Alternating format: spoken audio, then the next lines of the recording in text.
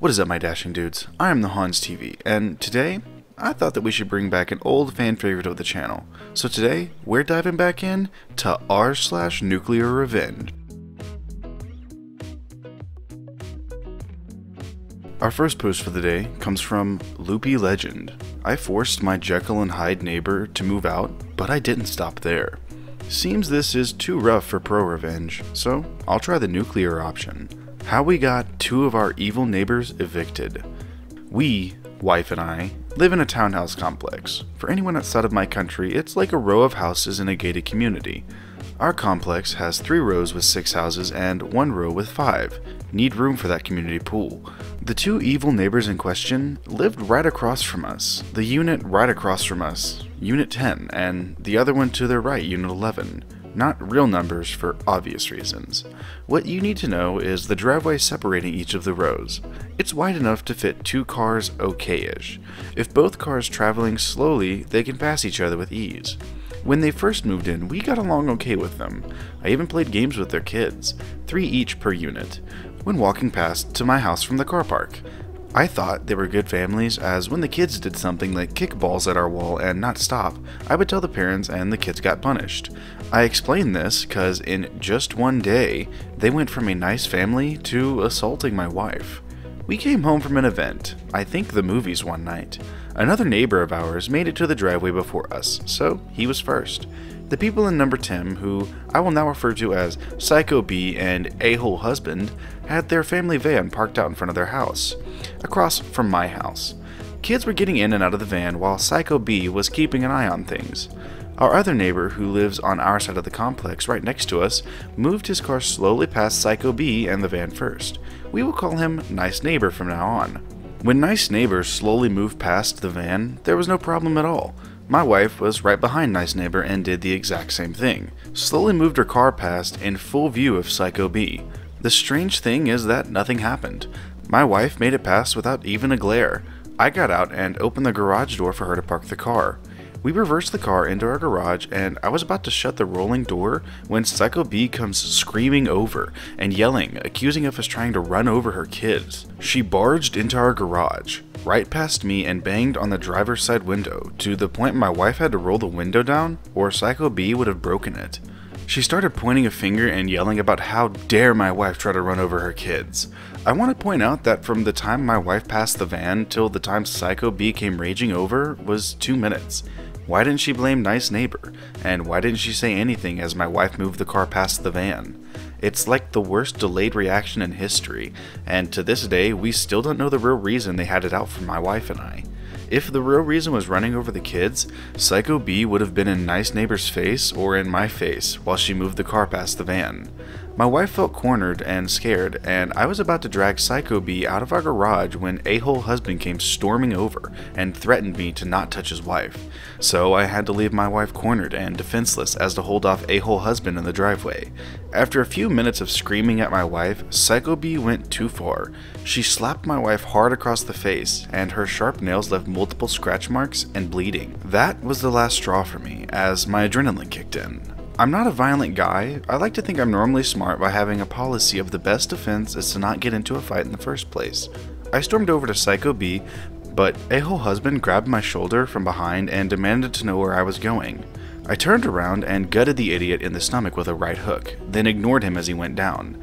I grabbed Psycho B from behind as she was still wailing on my wife and threw her to the ground outside of our garage. I told them to rack off, polite way I said it, and leave us alone. We went inside and called the police to file a report. The police took notes and photos. I even said I punched A-hole husband in defense of my wife. I got nothing to hide. The police didn't do much apart from take notes, and that was it. The Jekyll and Hyde 180 they pulled on us from good neighbors to assaulting my wife really took us by surprise. In the weeks and months that followed, we got insults, glaring, and threats from Units 10 and 11, as 11 joined their friends in condemning us. Most others in the complex took our side as they either saw or heard what happened. One thing was clear, Units 10 and 11 had to go. We own our house, and we ain't up and leaving our lives because Psycho B wants to start drama with us. First, I called Body Corps. They manage the complex, kind of like a commercial HOA, but not an HOA, as not run by residents of the complex, but a company, and filed a report about both 10 and 11, showcasing all our documented proof of the harassment and threats towards us. Next, I talked to their landlord, who owned 10 and 11 and about 5 other houses in the complex, as he is a good friend. He seemed concerned, but not enough to kick them out. Guess he really wants rent payments. So, I decided to get rid of them myself. First, I found their Wi-Fi network, and before I shut them out of it, I got their email address, then locked them out of their own internet connection. I had their phone number from when we were good neighbors and got myself a burner phone. I signed them up for every spam email I could find, order takeout to be paid for on delivery every night of the week. I made sure their mailbox was stuffed with advertising. I even had been knocking on their door for promised fun, only to leave angry and had a-hole husband and Psycho B at each other's throats.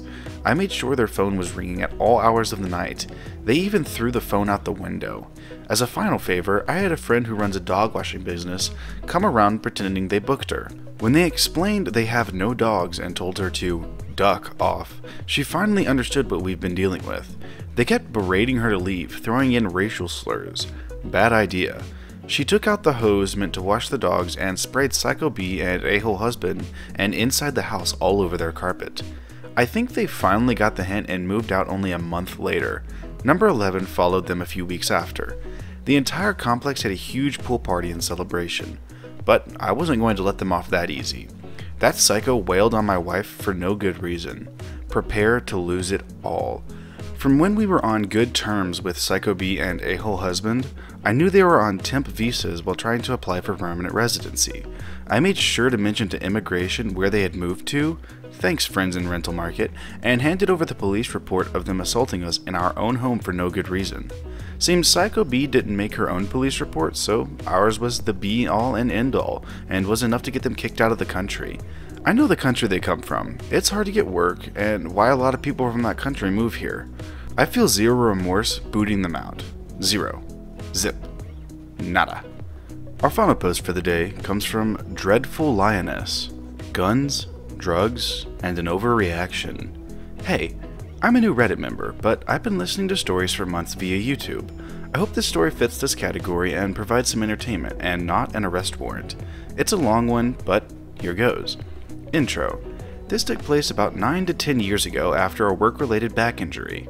I was on workers' comp and had a ton of free time and severe back pain.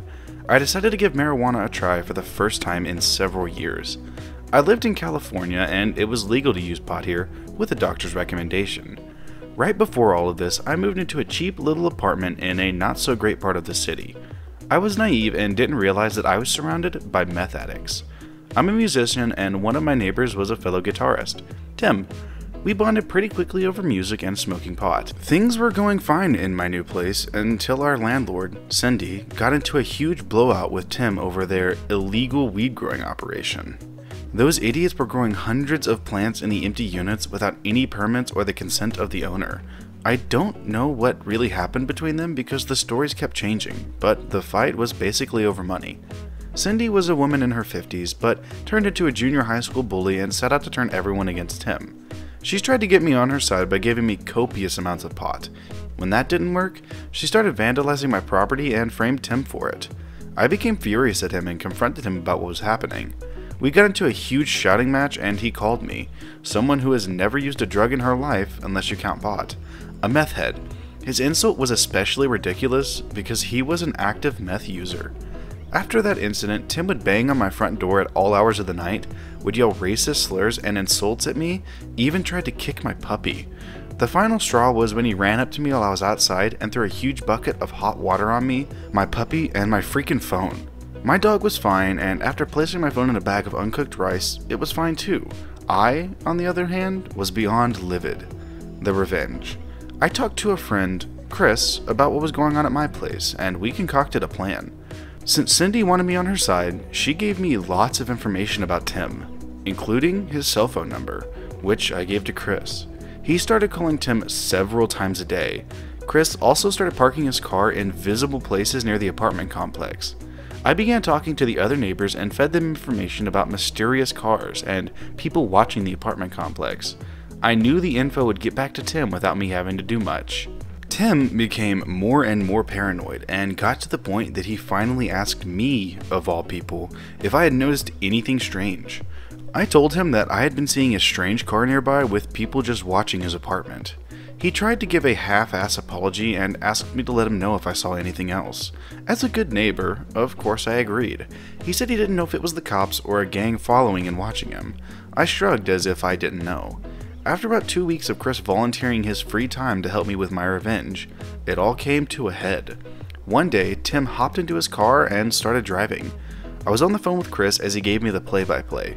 Tim tried to lose Chris by turning into a grocery store parking lot down the street. Chris jumped out of his car and fired a gun into the air, several times, and all hell broke loose. I had no idea he even carried a gun. Chris then chased Tim a few miles down the road until I was finally able to get him to stop and go home. I was worried he'd be arrested, so I called everything off, but it didn't matter at that point. Tim was now convinced that they were trying to kill him or somehow steal his pot growing operation. A couple of days later, Cindy asked me if I was interested in moving into Tim's apartment, which was slightly bigger than mine. I asked what was going on, and she told me that Tim was moving out of state, and that she was getting rid of their growing operation ASAP. By this time, I found out that she had been responsible for starting the fight between Tim and I. I was already looking for another place to live, so I declined and instead found the phone numbers for the complex owner and his son. I told them everything about the grow rooms. I also called the power company to let them know about the illegal power usage for the empty units. I'm not sure what happened with the power company, but when I called to inquire about an available apartment a few months later, I found out that the new landlord was one of my old neighbors. Cindy still lived in the complex, but was no longer in charge. My ending. I settled my workers' comp case a few weeks later and moved on. Although this was a very turbulent but short time in my life, it taught me many valuable lessons. If you have any questions, feel free to ask and I'll answer. Thanks for reading. Well, alright my dashing dudes, that is going to do it for today's episode of r/NuclearRevenge. I hope you liked the stories, and if you did, I'll link them down in the description as always. And if you liked the video, subscribe, drop a like and a comment down below with what you'd like me to read next. A huge thank you to everyone who has subscribed in the past few months. I really enjoy that y'all are enjoying what I'm doing. But with that being said, I will see you in the next video.